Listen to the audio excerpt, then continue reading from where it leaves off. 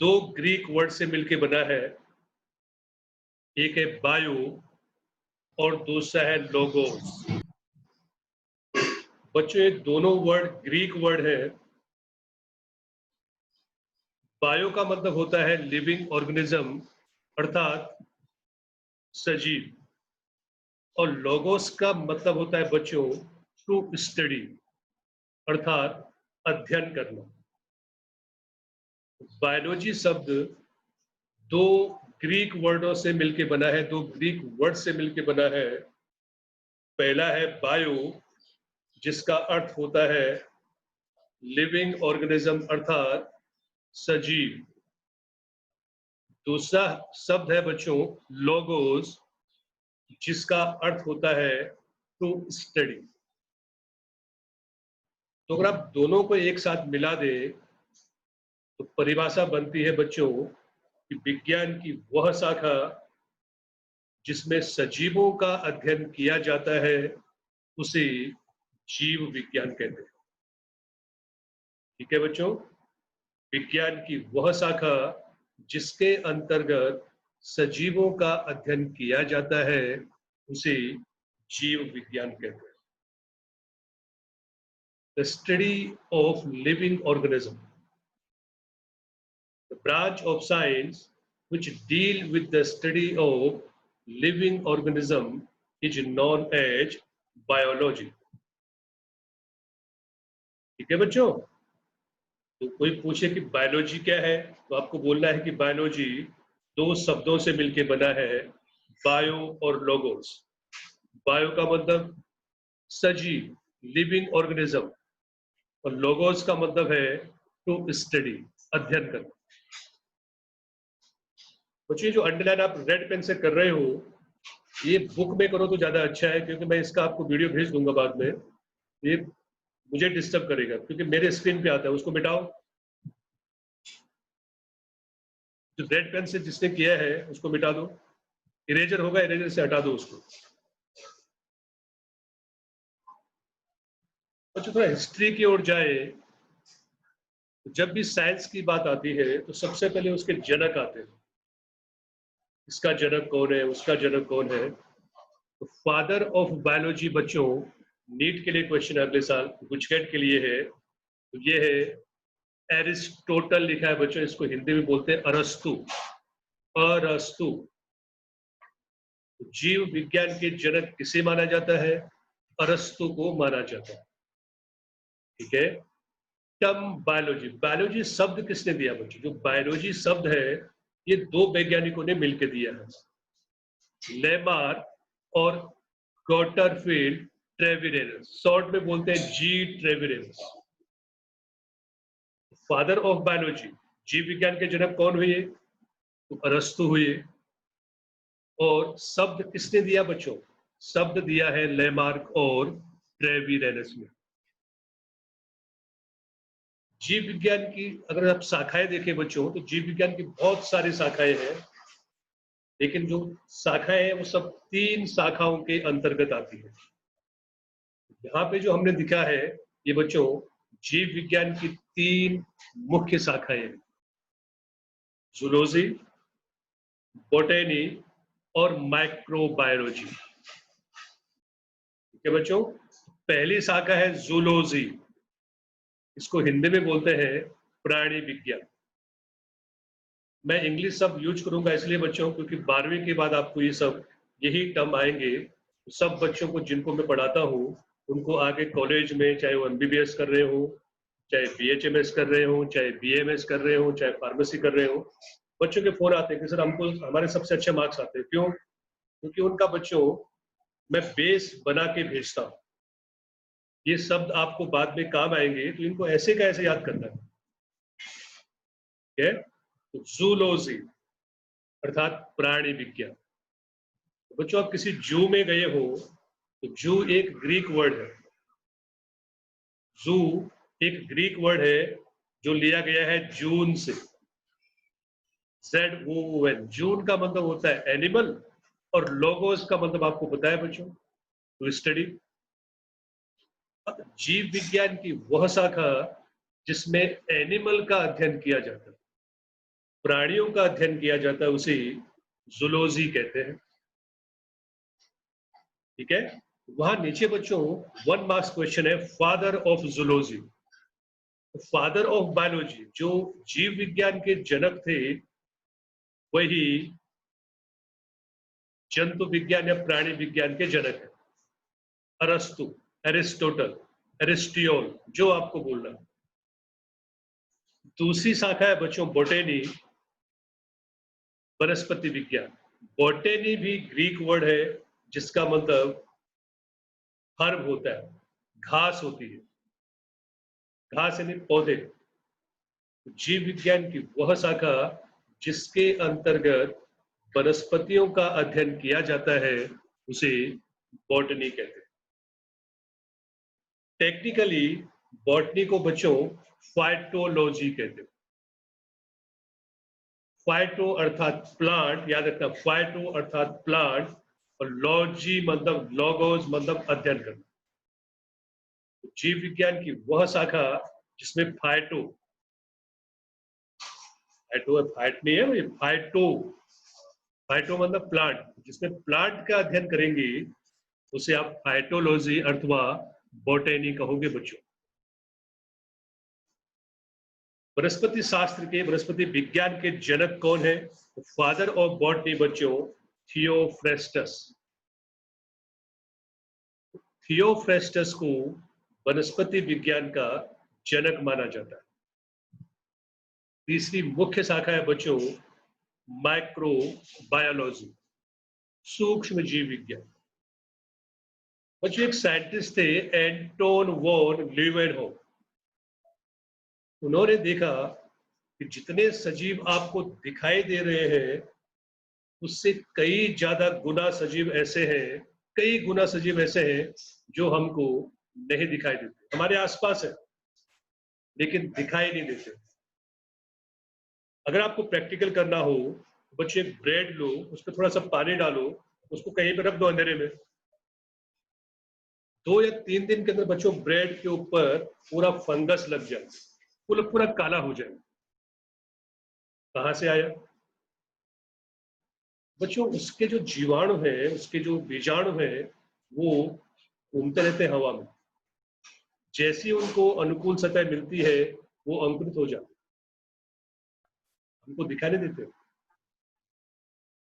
Corona, Covid दिखाई दे रहा है? नहीं दिखाई दे रहा है, लेकिन अगर आप बार बार बाहर जा रहे हो, किसी को टच कर रहे हो, मॉल में चले गए, भीड़ भाड़ वाली जगह पे चले गए, जिसको कोविड है उसके पास चले गए, तो ये हो जाएगा।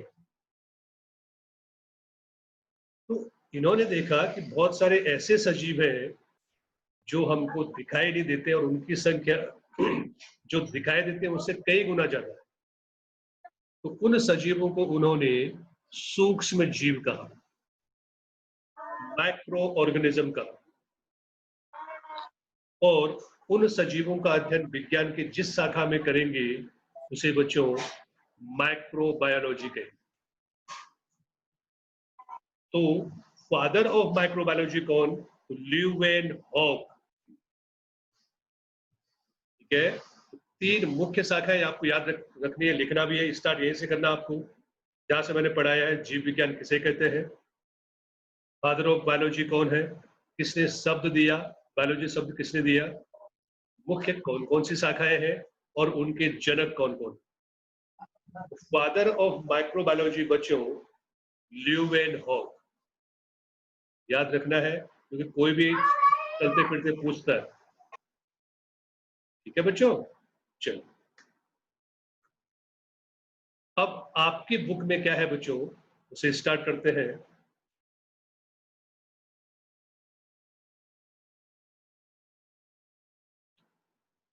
तो बच्चों पहला लेसन है आपका जीव जगत, लिविंग ऑर्गेनिज्म, पहला अध्याय।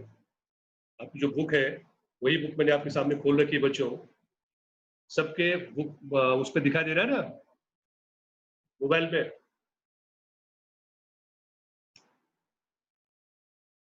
बच्चों पहला लेसन है जीव जगत, लिविंग वर्ल्ड।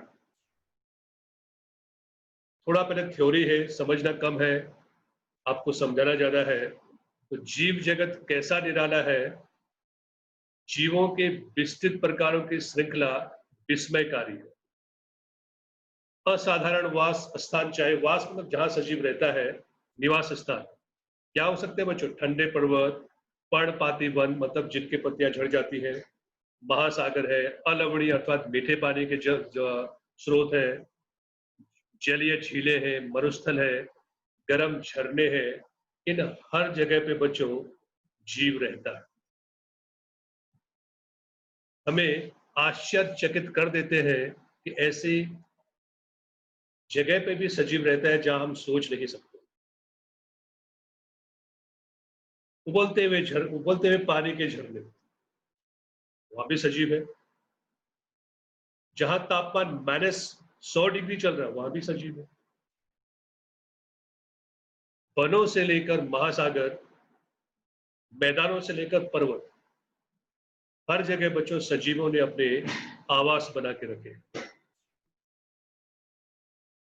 कुछ सजीव अगर आप अपने आसपास देखें, जैसे ये दिखा है सरपत, दौड़ते घोड़े, और एक साथ घोड़े दौड़ रहे हैं बच्चों, तो कितने अच्छे लगते हैं। प्रवासी पक्षी, माइग्रेटिंग बर्ड, बहुत हर साल बच्चों बसंत के मौसम में पक्षियां आती है फिर जाती है। अगर आप पक्षियों को उड़ता हुआ देखें बच्चों, प्रवासी पक्षियों को, तो आपको आश्चर्य होगा। इतनी सारी संरचनाएं, इतने सारे पक्षियां एक साथ एक दिशा में चल रहे। घाटियों में खिलते, कौन सी घाटी बच्चों? यहाँ पे लिखा हुआ नहीं है, तो फूलों की घाटी लिखना है।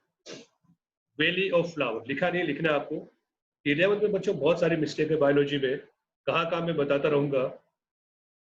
वैली ऑफ फ्लावर, फूलों की घाटी बच्चों उत्तराखंड में है। वहां आप बसंत के मौसम में चले जाओ, इतनी महक होती है फूलों की, क्योंकि पूरा का पूरा जो घाटी है वो फूलों से भरी होती है। फूलों की घाटियों में खिलते फूल अथवा आक्रमणकारी सार आप देखते होंगे डिस्कवरी चैनल में। ये सब आपको आश्चर्य कर देते हैं, कितनी विभिन्नता है बच्चों। सजीवों में कितनी भिन्नता है। ठीक है बच्चों, यहां तक आपको सिंपल टॉपिक पढ़ना है। क्वेश्चन आपका यहां से स्टार्ट होता है कि वास्तव में जीवन क्या है। क्योंकि हमने कहा कि बायोलॉजी क्या है, आपने कहा कि सर विज्ञान की जिस शाखा में जीवों का अध्ययन करते हैं। फिर मैंने कहा जीव किसे कहते हैं, आपने कहा सर जिसमें जीवन होता है। फिर मैंने कहा जीवन क्या है। तो इस लेसन में बच्चों हमें यही आंसर ढूंढना है कि जीवन क्या है, व्हाट इज लाइफ। समझ में आया? कोई किसी ने आपको पूछा अभी बायोलॉजी लिया है, बोलो कि बायोलॉजी क्या है।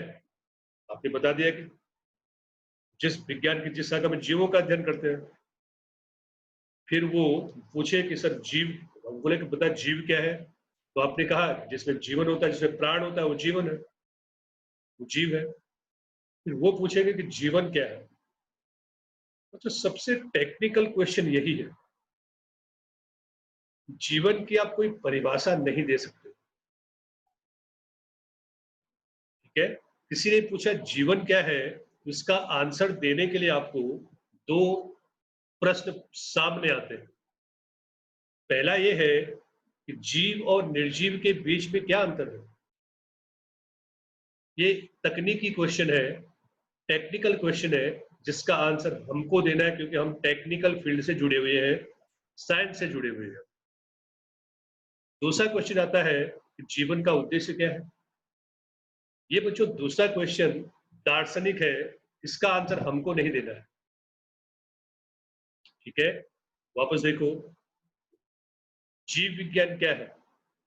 विज्ञान की जिस शाखा में जीवों का अध्ययन करते हैं।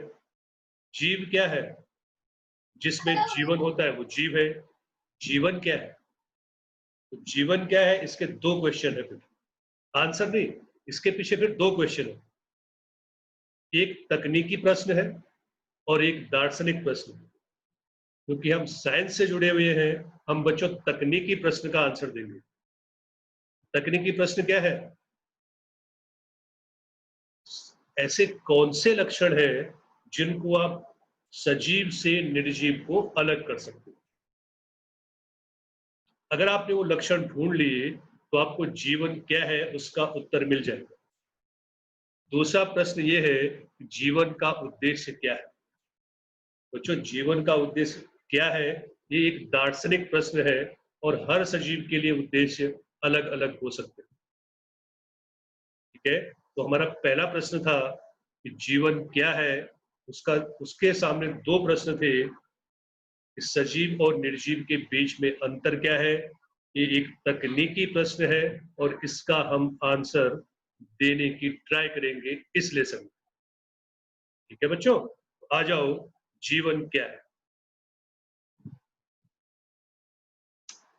जीवन को परिभाषित तो आप नहीं कर सकते, लेकिन आप ऐसे लक्षणों को देख सकते हो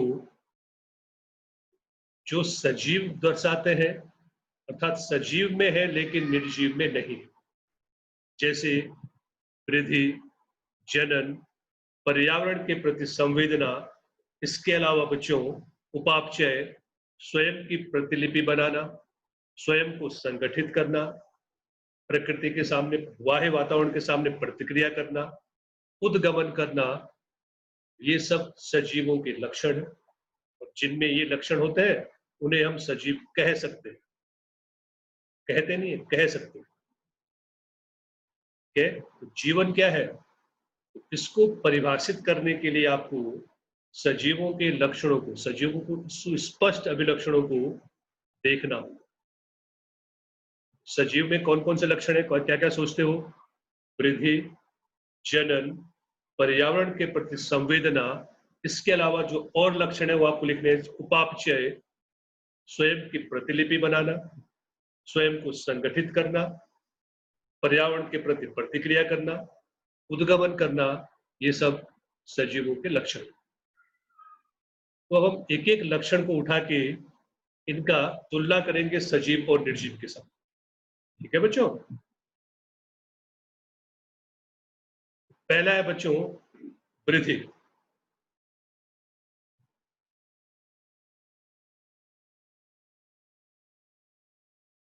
पहला हेडिंग यहाँ पे आपको डालना है वृद्धि, और आपको लिखना है सभी सजीव वृद्धि करते हैं। बच्चों, वृद्धि का अर्थात क्या? सजीवों के भार और संख्या में होने वाली बढ़ोतरी को वृद्धि कहते हैं। ठीक है, increase in weight and number, भार और संख्या में बढ़ना, यह वृद्धि। ये दोनों वृद्धि के द्वियुग्मी लक्षण है, अर्थात ये दोनों साथ साथ चलते हैं। एग्जाम्पल मैं आपको दे दूं बच्चों, हम सबके जीवन की शुरुआत, चाहे मैं हूं, चाहे आप है, या चाहे आपके घर में कोई भी है बच्चों, हम सबके जीवन की शुरुआत एक कोशिका से हुई है। उस एक कोशिका को युग्मनज अथवा जायगोट कहते हैं। सबके जीवन की शुरुआत एक कोशिका से हुई है। फिर उस एक कोशिका में बच्चों विभाजन हुआ, दो कोशिकाएं बनी। उन दोनों में विभाजन हुआ, चार बने। क्या हो रहा है? कोशिकाओं की संख्या बढ़ रही है, 4 से 8, 8 से 16, 16 से 32। जब बच्चों कोशिकाओं की संख्या पर्याप्त मात्रा में बढ़ गई होगी, तब ये कोशिकाएं अपने कार्य के अनुसार एक दूसरे से अलग हो जाती है। इस प्रक्रिया को विभेदन कहते हैं। अलग होने के बाद बच्चों ये कोशिकाओं का समूह बनाती है, और कोशिकाओं के समूह को ऊतक कहते हैं। ये ऊतक आपस में जुड़ते हैं, ऊतक तंत्र बनाते हैं। ऊतक तंत्र आपस में जुड़कर अंगों का निर्माण करेंगे, और ये अंग जुड़कर शरीर बना लेंगे।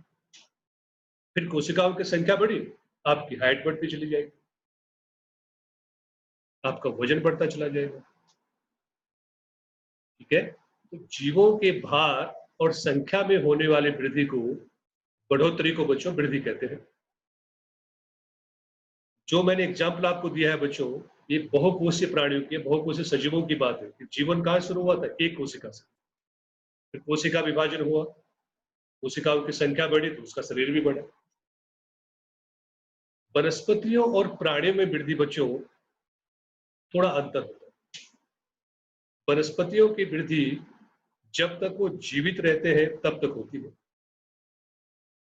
जीवन भर वृद्धि होती है वनस्पतियों में, उनकी हाइट जीवन भर बढ़ेगी। लेकिन प्राणियों की जो वृद्धि है वो एक निश्चित समय तक होती है। आपकी जो हाइट है बच्चों, वो 18 साल तक बढ़ेगी, कुछ में मान लीजिए 21 साल तक, लेकिन उसके बाद आपकी हाइट नहीं बढ़ेगी। क्यों? प्राणियों में वृद्धि एक निश्चित समय तक होती है। लेकिन अगर आप पौधे होते तो आप जीवन भर वृद्धि करते रहते। ठीक है। एक कोशिकीय सजीवों की अगर आप बात करें बच्चों, तो एक कोशिकीय सजीव क्या है जिसमें केवल एक ही कोशिका है। वो भोजन ग्रहण करता है, उपापचय करता है और अपना आकार बढ़ाता है। जैसे ही उसका आकार बढ़ा, कोशिका विभाजित हो जाती है, 1 से 2 बन जाती है, वो भी विभाजन है। तो आप कह सकते हो, फिलहाल जो मैंने अब तक पढ़ाया, जिसमें वृद्धि होती है वो सजीव है। ठीक है। लेकिन अब दूसरा पहलू देखो बच्चों, एक जगह पे रेत का पूरा ठेला पड़ा था, रेत का टीले पड़े हुए थे, वहां से उठकर हवा के द्वारा वो रेत के टीले दूसरी जगह लग गए।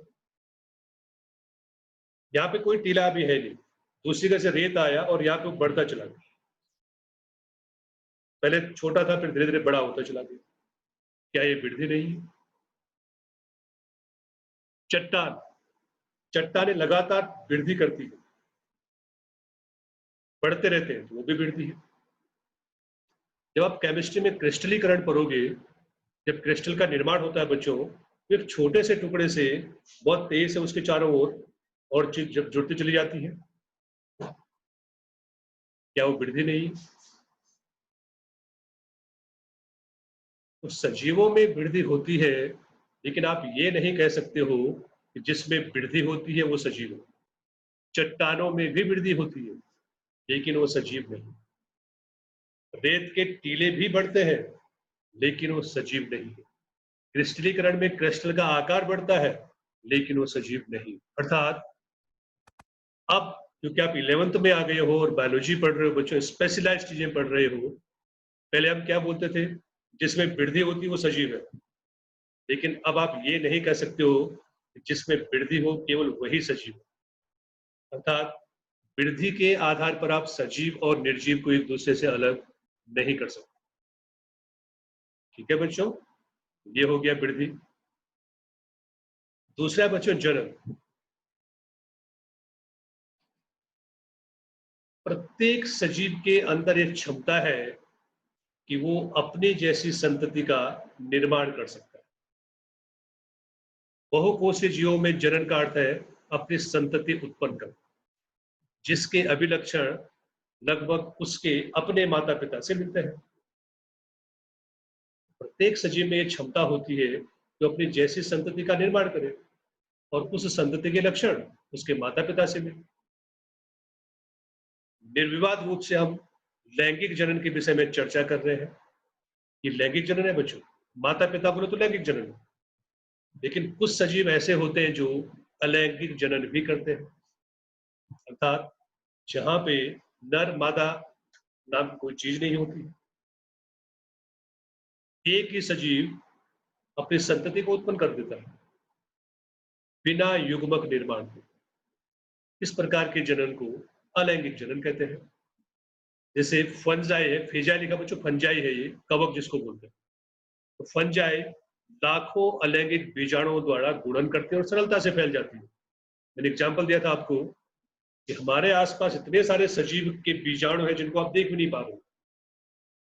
जैसे एक ब्रेड या रोटी का टुकड़ा लो, उसको थोड़ा सा गर्म पानी डालो और कहीं अंधेरे में रख दो, कुछ 2 या 3 दिन के अंदर आपको बच्चों उसके ऊपर पूरा काला एक, उसको म्यूकर कहते हैं, राजोपस फंजाई है, कवक है, वो लग जाएगा।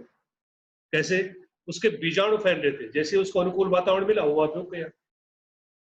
ये कौन सा विभाजन है? ये कौन सा प्रजनन है? ये अलैंगिक प्रजनन। ठीक है। इसी तरह से बच्चों इसमें पूरा टॉपिक, ये पूरा टॉपिक आपको पूरा लेसन पढ़ना है 12th में ही। सरलता से फैल जाते हैं। निम्न कोटि के जीव जैसे ईस्ट और हाइड्रा में मुकुलन होता है बच्चों, कलिका बनती है। जैसे एक ईस्ट है, इस ईस्ट में यहाँ से थोड़ा सा बाहर की ओर एक और ईस्ट निकलता है, वो मुख्य पौधे से अलग हो जाता है और एक नया ईस्ट बनता है। इससे हाइड्रा भी होता है। कलिकाओं के द्वारा एक पूरे नए सजीव का निर्माण करना, इसे मुकुलन कहते हैं।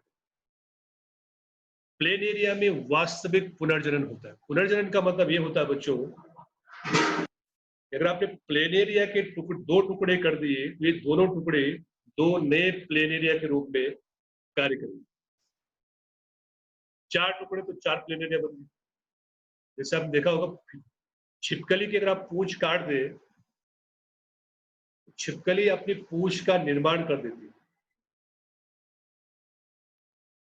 ठीक है।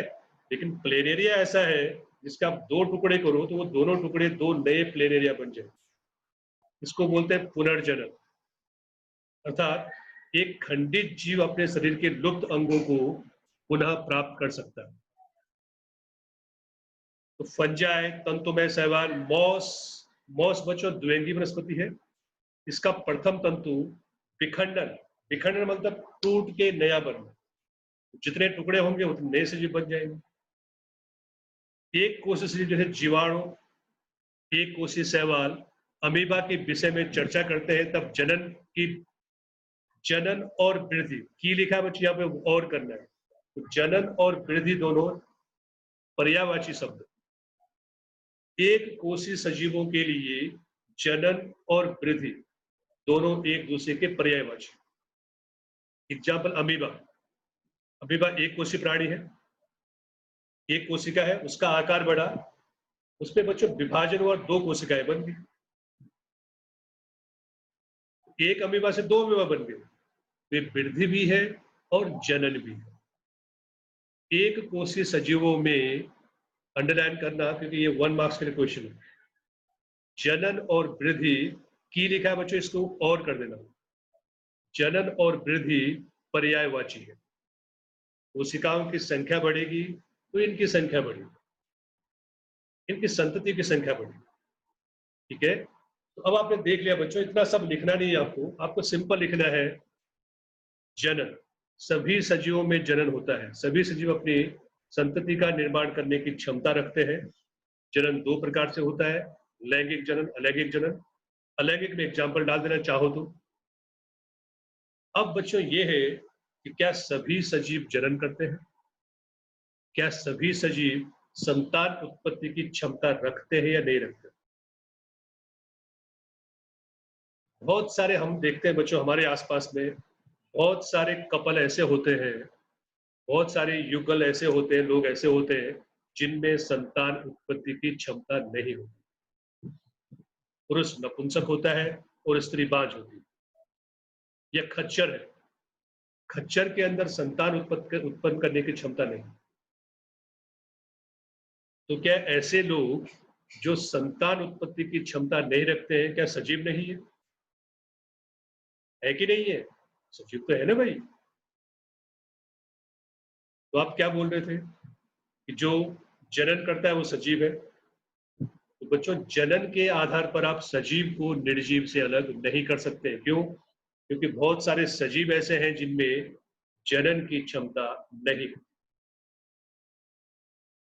बच्चों, आप नहीं बोल सकते हो कि जो वृद्धि करता है वही सजीव है। बहुत सारे निर्जीव भी वृद्धि करते हैं लेकिन वो सजीव नहीं है। फिर आपने बोला सर जिसमें जनन होता हो, जो अपनी जैसी संतति का निर्माण करता हो, वो सजीव है। लेकिन बहुत सारे सजीव ऐसे हैं जिनमें जनन की क्षमता नहीं होती, फिर भी वो सजीव। बच्चों, आप जनन के आधार पर भी सजीव को निर्जीव से अलग नहीं कर सकते, ठीक है बच्चों। यहां तक आपको इसको जैसे मैंने पढ़ाया है वैसे इसको लिख के रखना है। अगर रिकॉर्ड हो गया होगा तो मैं आपको उसको सेंड कर दूंगा। जो मैंने पढ़ाया सब कुछ वो आपको सेंड हो जाएगा। एक बार वीडियो देखना, आपको पता चल जाएगा, ठीक है बच्चों। आज यहां तक आपको तैयार करना है। नेक्स्ट टॉपिक हम पढ़ेंगे कल। और किसी को जूम अटेंड करने में कोई प्रॉब्लम आ रही तो बताओ बच्चों।